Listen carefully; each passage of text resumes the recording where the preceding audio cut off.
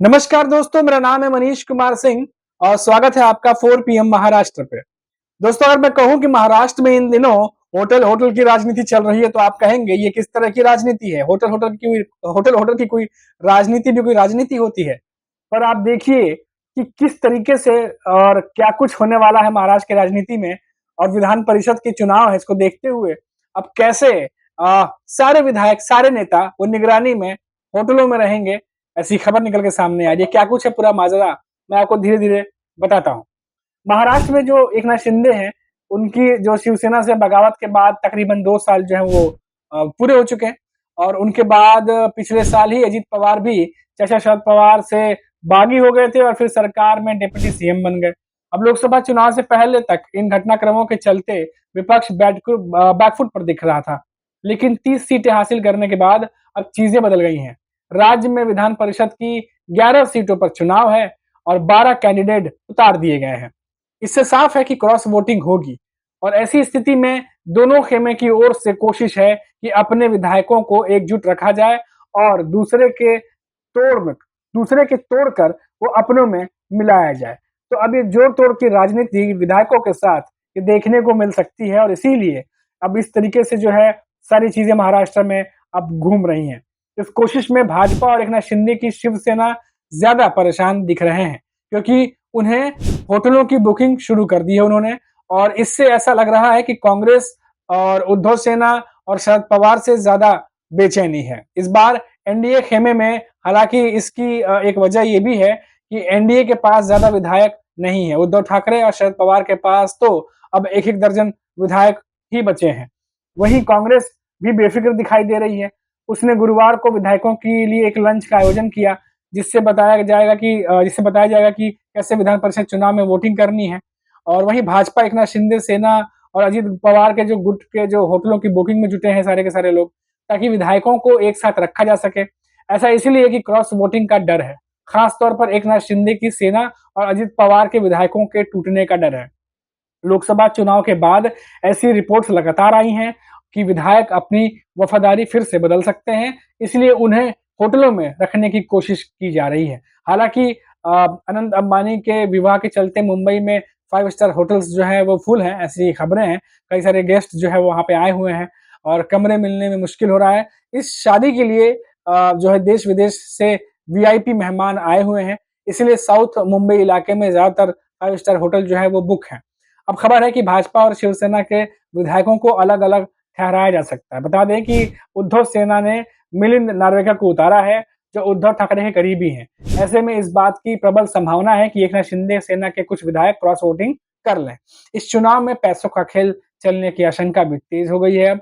हालांकि इसके चलते डर सभी दलों में है, पर अब तक की जानकारी के अनुसार विधायकों को मुंबई से थोड़ा बाहर के इलाकों में रखा जा सकता है और वोटिंग से ठीक पहले जो है उनको लेकर के लाया जा सकता है। तो ये तमाम बातें जो है सामने निकल कर के आ रही हैं। तो आप देखिए कि किस तरीके से तैयारियां जोर-शोर से चल रही हैं और सभी को पता है कि विधान परिषद का चुनाव है, क्रॉस वोटिंग का डर है, क्रॉस वोटिंग कर सकते हैं क्योंकि जो एकनाथ शिंदे के पास विधायक हैं या अजित पवार के विधायक हैं, ये वही विधायक हैं जो पहले एक जब शिवसेना हुआ करती थी तब वो उनके नेता हुआ करते थे या एक एनसीपी जब हुआ करती तब उसके नेता हुआ करते थे और ऐसे में क्रॉस वोटिंग का डर होना जो है वो वाजिब है और सही भी है क्योंकि ऐसा हो सकता है, इसकी प्रबल संभावना है। चलिए ये एक रिपोर्ट तो हो गई होटल होटल की राजनीति जो चल रही है वो तो हमने आपको समझा दिया। लेकिन इसके अलावा बीजेपी को एक बड़ा झटका देने की तैयारी में है शरद पवार और कुछ नेता जो हैं वो बताए जा रहे हैं कि वो बीजेपी छोड़कर अब शरद पवार की एनसीपी में जा सकते हैं। लोकसभा चुनाव के नतीजे आने के बाद से सत्ता पक्ष के नेताओं की विपक्षी गुट में जाने की जो सिलसिला है वो लगातार चल रहा है।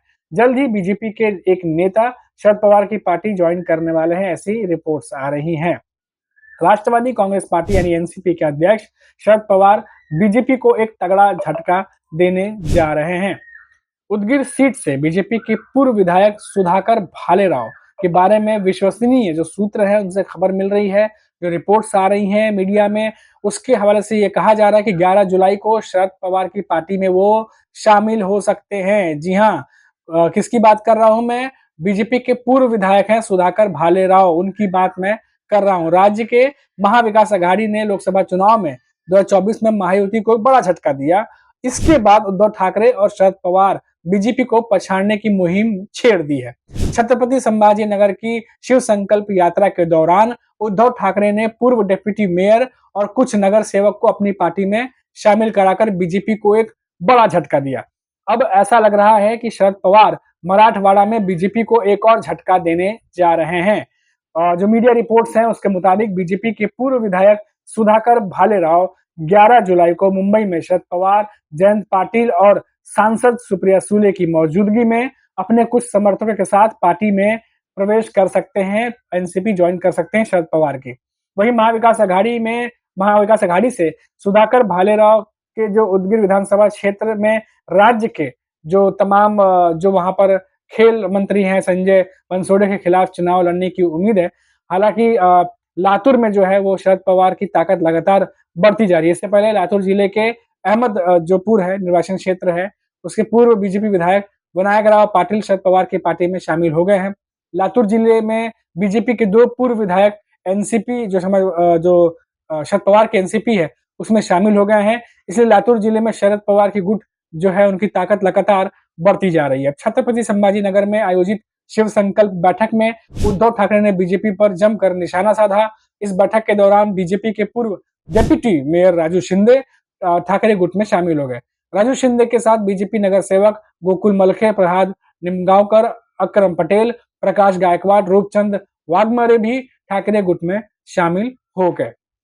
इसे छत्रपति संभाजी नगर में बीजेपी के लिए एक बड़ा झटका माना जा रहा है। तो ये कुल मिलाकर के जो है जिस तरीके से एक के बाद एक झटके लग रहे हैं बीजेपी को महाराष्ट्र में, इसे देखते हुए साफ कहा जा सकता है कि बीजेपी की राह बहुत ज्यादा मुश्किल होने जा रही है। क्योंकि उद्धव ठाकरे और शरद पवार जिस तरीके से लगातार जो बीजेपी के जो नेता हैं, जो शीर्ष के नेता हैं, जो जमीन लेवल पर जुड़े रहते हैं, वो तमाम बीजेपी की पार्टी छोड़कर कोई उद्धव ठाकरे के साथ जा रहा है, कोई शरद पवार के साथ जा रहा है। और जैसा कि हमने अपने पहले वीडियो में भी आपको बताया था, अगर आपने वो वीडियो देखा होगा तो हमने बताया था कि किस तरीके से महाराष्ट्र में और एक जो दिग्गज नेता हैं कि जो विधानसभा चुनाव से पहले बीजेपी को एक बड़ा झटका देकर चले गए हैं। पूर्व गृह राज्य मंत्री डॉक्टर माधव किन्हालकर ने भी बीजेपी को अलविदा कह दिया है और उन्होंने अपना इस्तीफा जो है बीजेपी के प्रदेश अध्यक्ष जो है चंद्रशेखर बावनकुले, उनको जो है अपना इस्तीफा जो है वो दे दिया। और इसे मराठवाड़ा के नांदेड़ जिले में बीजेपी के लिए एक बड़ा झटका माना जा रहा है। तो ऐसे में तमाम चुनौतियां जो है वो भाजपा के लिए सामने खड़ी हैं। एक के बाद एक नेता जो है वो साथ छोड़ रहे हैं।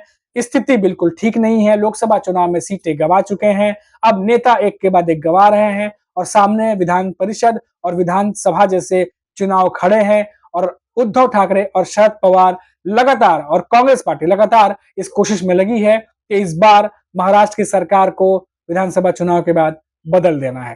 तो कुल मिलाकर चुनौतियां महायुति के सामने बहुत बड़ी हैं और फिर लौटेंगे तो बात करेंगे किसी और बड़ी खबर पर। तब तक के लिए आप देखते रहिए 4 PM महाराष्ट्र और मुझे इजाजत दीजिए। नमस्कार।